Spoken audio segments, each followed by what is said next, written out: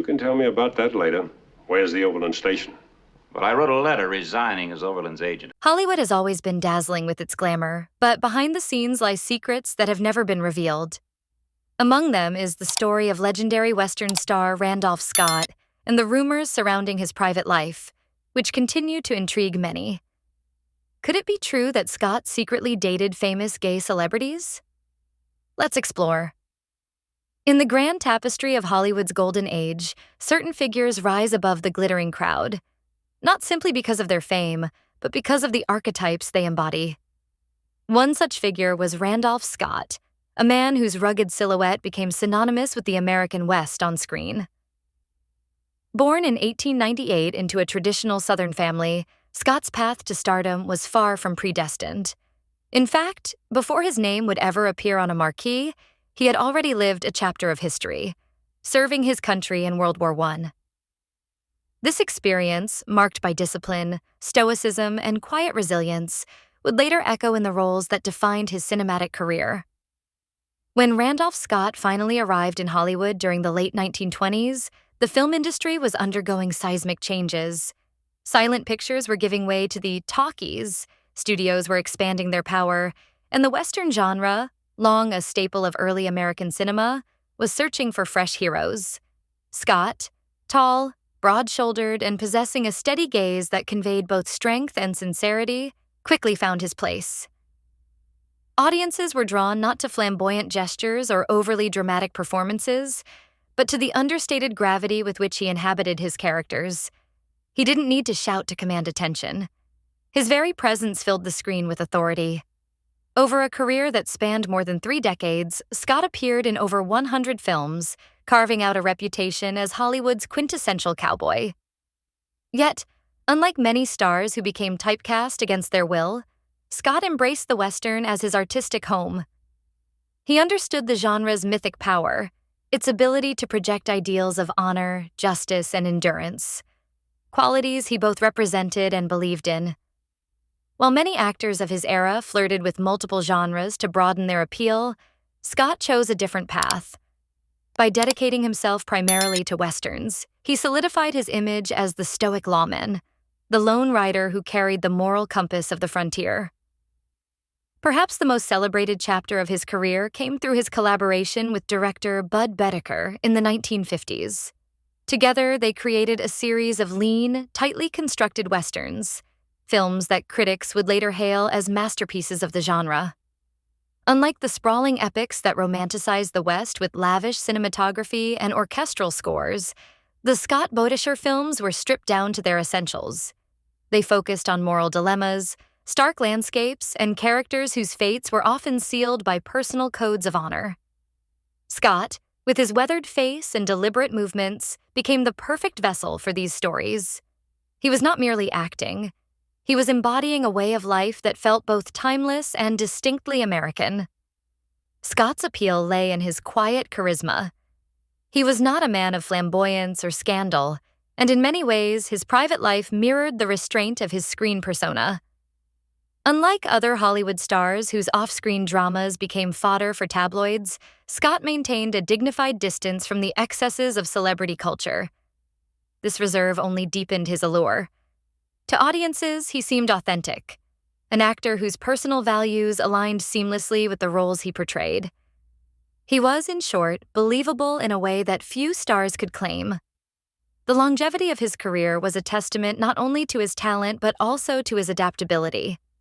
While the Western evolved over the decades, shifting from straightforward tales of good versus evil to more complex, psychologically driven narratives, Scott remained at the center of its transformation. His ability to project strength without arrogance, to express emotion without sentimentality, allowed him to transcend the clichés that sometimes plagued the genre. Even as Hollywood moved toward grittier, revisionist Westerns, Scott's films retained their resonance, offering audiences a vision of heroism that felt both noble and enduring. By the time Randolph Scott retired in the early 1960s, he had not only starred in a staggering number of films, but had also shaped the very identity of the Western hero. His final screen appearance in Sam Peckinpah's Ride the High Country, 1962, was fittingly poignant. Playing an aging lawman facing the twilight of his career, Scott delivered a performance that felt like both a farewell to his own cinematic journey and a passing of the torch to a new generation of filmmakers and actors. It was, in many ways, the perfect bookend to a career built on integrity and consistency. If Randolph Scott built his public image on the dust and grit of the frontier, his private life could not have been more different. Far from the bright lights of Hollywood premieres and the endless churn of gossip columns, Scott cultivated an existence defined by discretion, stability, and restraint. In an industry where personal scandals often overshadowed professional achievements, Scott stood apart, almost enigmatic in his refusal to let the world peer too closely into his affairs. For a man who played heroes larger than life, his greatest act of rebellion may have been the quiet dignity with which he lived once the cameras stopped rolling. Scott's private journey began with two significant chapters in his personal relationships. In 1936, at the height of his rising fame, he married Marion DuPont, a member of the influential DuPont family, known for their wealth, social prominence, and ties to the equestrian world. Their union, however, proved short-lived. After 3 years, the marriage ended in divorce in 1939 with little fanfare. Unlike other Hollywood separations that became fodder for tabloids, Scott and DuPont kept the details of their split firmly away from the public gaze. The marriage, fleeting as it was, reflected Scott's aversion to turning personal matters into public drama. It would be several years before Scott remarried. In 1944, he wed Patricia Stillman, the woman who would remain by his side until his death in 1987. With Patricia, Scott seemed to find the stability and companionship that had eluded him earlier. Together, they adopted 2 children, creating a family life that, by all accounts, was deliberately shielded from the relentless curiosity of the media. In an era when celebrity offspring often became unwitting characters in the spectacle of fame, Scott and Patricia chose to raise their children in relative seclusion, offering them the chance at a more ordinary upbringing. This devotion to privacy extended beyond his family. While many of his contemporaries indulged in the luxuries of Hollywood mansions, lavish parties, and conspicuous wealth, Scott maintained a lifestyle that was surprisingly grounded. His home life was marked by simplicity, his interests rooted not in extravagance but in traditional pastimes. Known for his love of golf, he became a familiar figure on the greens rather than in the nightlife of Los Angeles. He was also deeply connected to his Southern roots, carrying with him a sense of discipline and decorum that often set him apart from the more flamboyant personalities of the industry. Inevitably, Scott's reserved nature fueled speculation. For decades, whispers and rumors surrounded aspects of his personal life, particularly during his long period of bachelorhood before his marriage to Patricia. Hollywood, after all, has always thrived on conjecture, and Scott's refusal to publicly address speculation only added to his aura of mystery. Yet what stands out is how little these rumors affected his standing with audiences. If anything, his silence reinforced the persona that fans had come to admire on screen. The man of few words, unwavering in his principles, uninterested in pandering to outside voices. His longevity in marriage to Patricia, spanning over 4 decades, became one of the most defining aspects of his off-screen legacy. In an industry notorious for fleeting unions and publicized divorces, Scott and Patricia represented constancy. Their partnership was often described as warm and genuine, built on mutual respect rather than spectacle.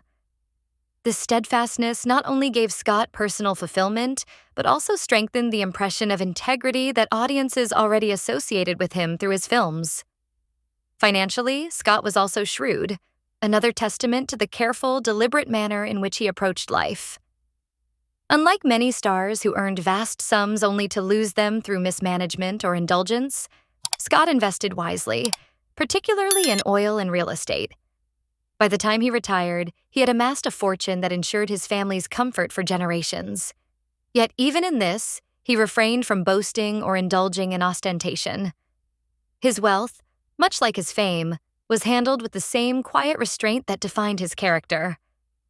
As the decades rolled on, Scott's retreat from the public eye became even more pronounced. Following his retirement after Ride the High Country in 1962, he effectively vanished from the Hollywood scene. Where other actors lingered, appearing in cameos or basking in nostalgic revivals, Scott chose absence. He rarely granted interviews, seldom appeared at industry events, and avoided opportunities to capitalize on his enduring popularity. This withdrawal was not a rejection of his career, but a continuation of his lifelong philosophy that fame was a byproduct, not the essence of a life well lived. By the time Randolph Scott quietly departed this world in 1987, he had already secured his place in the pantheon of Hollywood immortals. At 89 years old, he had outlived most of his contemporaries, carrying with him not just the memories of a bygone Hollywood, but also the spirit of an America that had itself been transformed over the course of the 20th century. His passing at his home in Beverly Hills, California, was not marked by the chaos of scandal or the tragic decline that so often shadows the careers of stars. Instead, it came as a dignified closing chapter to a life that had been lived with restraint, grace, and unwavering integrity. News of his death rippled through the entertainment world with a tone of reverence. Obituaries did not merely list his films or his box office numbers. They celebrated a man whose stoic heroes had shaped the collective imagination of generations. Hollywood journalists and critics alike drew attention to the sheer breadth of his career, over 100 films spanning 3 decades, and the indelible mark he had left on the Western, a genre often dismissed in its time but later recognized as central to American storytelling.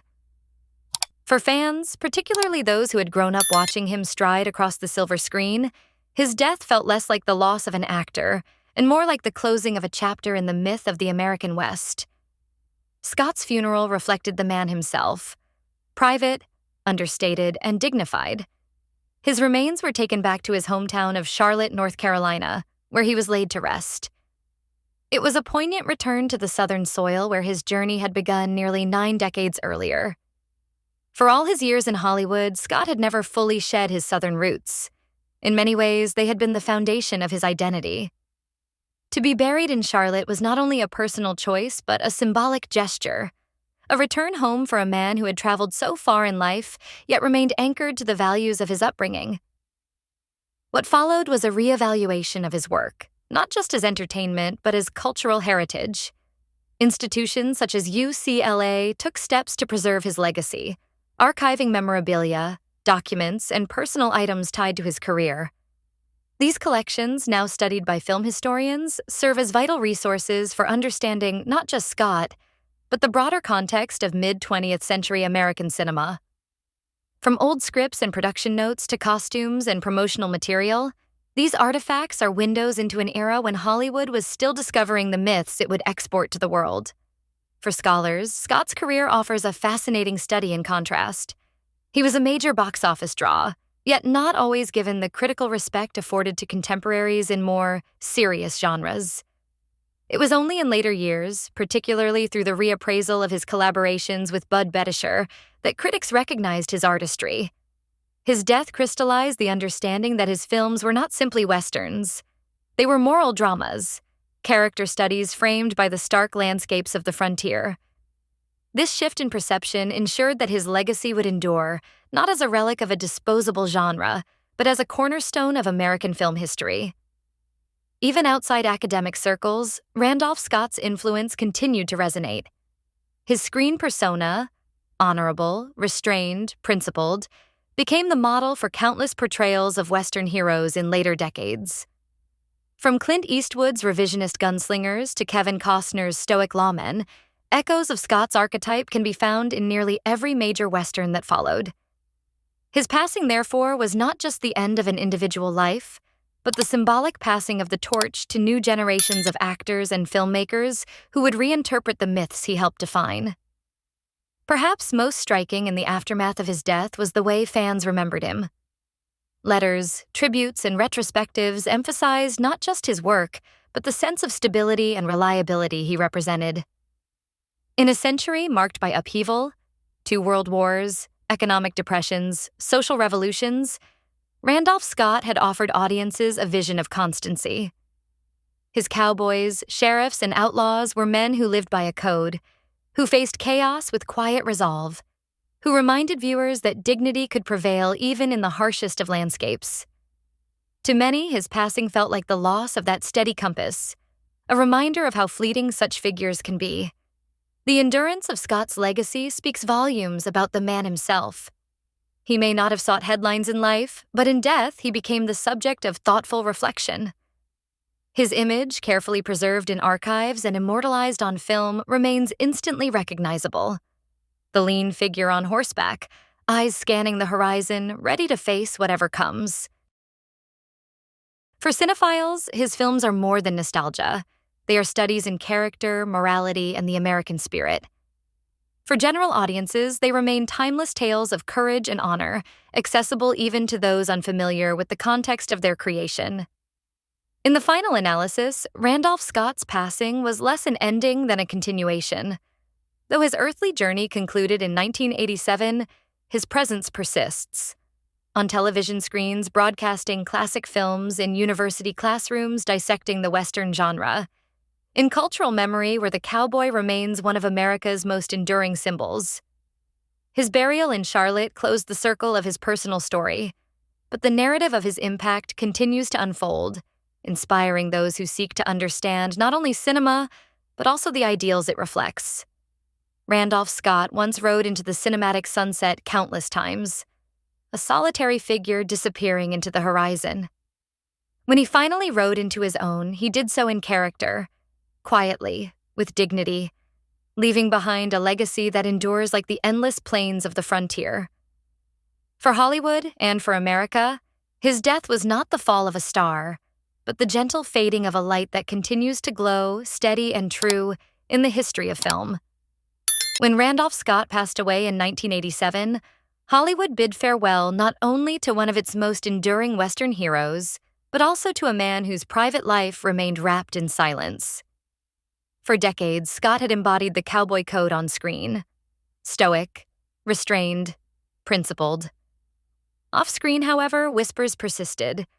Rumors of relationships, friendships too close to be casual, and secrets carefully guarded in an industry where exposure could mean the end of a career. In recent years, a tantalizing legend has resurfaced, that in the twilight of his life, Randolph Scott quietly acknowledged the hidden struggles of some of his peers. Men who, like him, carried burdens the public could never see. According to this unverified tale, Scott allegedly confided that he had, at one time or another, shared secret romances or deep companionships with a number of Hollywood's most celebrated leading men. Whether this account is truth, embellishment, or mere fantasy is impossible to know. Yet the names often linked to this story read like a roll call of Golden Age icons. At the top of the list is Cary Grant, Scott's longtime friend and, for a period, his housemate. The two actors shared a Beverly Hills home for several years in the 1930s, a detail that sparked endless speculation. Tabloids of the time, bound by censorship and innuendo, referred to their domestic life as that of bachelors in paradise. Though Grant would go on to marry multiple times, the question of his relationship with Scott lingered in the background of both men's legacies. If Scott ever whispered the truth of that bond, it remains one of Hollywood's most enduring mysteries. The whispers extend further to figures like Montgomery Clift, whose vulnerability and sensitivity on screen contrasted with the turbulence of his private life. Some storytellers claim Scott viewed Clift with a mix of admiration and sorrow, recognizing in him a man crushed by the weight of hiding his identity. Then there is Rock Hudson, Hollywood's ultimate symbol of masculine charm, whose private life was concealed until his tragic death from AIDS in 1985. To imagine Scott reflecting on Hudson's plight is to imagine an older actor acknowledging the heavy price of silence in a ruthless industry. The rumored list goes on. Cesar Romero, remembered for his debonair elegance and his later turn as the Joker on television. Jim Nabors, whose comedic warmth disguised a lifetime of secrecy.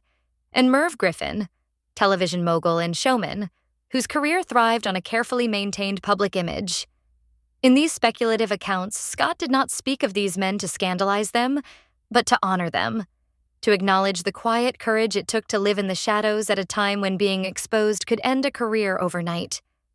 Of course, no documents, recordings, or direct interviews exist to verify such admissions. Scholars caution against treating these stories as historical fact. And yet, In the haze of Hollywood myth-making, they persist. They capture something audiences have long suspected, that behind the glamour of the Golden Age lay an undercurrent of fear, repression, and resilience. In this light, Scott's supposed confession functions less as revelation and more as allegory, a symbolic act in which the silent cowboy finally gave voice to a truth larger than himself. What is undeniable is the context in which these rumors thrive. The Hollywood of the 1930s through the 1950s was tightly controlled by studios, bound by the restrictive morality codes of the era.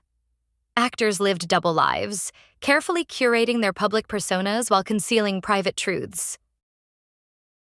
For gay and bisexual performers, exposure meant not just humiliation, but professional ruin. It is in this climate that legends like Scott's alleged revelations acquire power. They remind us of the human cost hidden beneath the glamour of the silver screen. Imagine, then, the image painted by these tales: an elderly Randolph Scott, long retired, sitting in quiet reflection. No cameras, no scripts, no audiences. Only a man looking back at the lives of friends who, like him, carried secrets too heavy to share in their time. Whether or not these words ever left his lips is ultimately irrelevant. The myth itself has become a vessel for Hollywood's unspoken history, a reminder that its brightest stars often lived in shadow. In the end, Randolph Scott's supposed list is less about scandal than about solidarity. It is about acknowledging those who walked a difficult path, who loved in silence, who crafted myths on screen while sacrificing authenticity off it. True or not, the legend resonates because it reframes Scott not only as the cowboy who rode alone into the horizon, but as a man who, perhaps in his own way, sought to honor the courage of others like him. As the curtain falls on the life and legend of Randolph Scott, what remains is not only the vast archive of Western classics he left behind, but also the enigmatic aura that continues to surround his name. Hollywood has never been short of myths, and Scott, with his quiet dignity and fiercely private existence, has become one of its most fascinating enigmas. Was he simply the upright cowboy he portrayed on screen? Or did his personal life harbor untold stories, whispered only in the shadows of an industry that demanded silence? These unanswered questions are part of what keeps Scott's legacy alive. They remind us that Hollywood's golden age was built not just on dazzling premieres and heroic performances, but also on the hidden truths and sacrifices of those who lived within its rigid system. And perhaps that is why fans continue to speculate, debate, and search for clues in the fragments of his story. So, what do you think? Do you believe the rumors about Randolph Scott's secret romances with Hollywood's hidden icons? Or do you see these tales as nothing more than the irresistible legends that surround every great star? Share your thoughts in the comments below. We'd love to hear your perspective. And if you've enjoyed uncovering the hidden corners of Hollywood's past with us, don't forget to hit the like button, subscribe to our channel, and ring the notification bell. That way, you won't miss our next journey into the untold stories and mysteries behind the silver screen. Because sometimes the most captivating tales aren't the ones written in the scripts, but the ones whispered behind closed doors.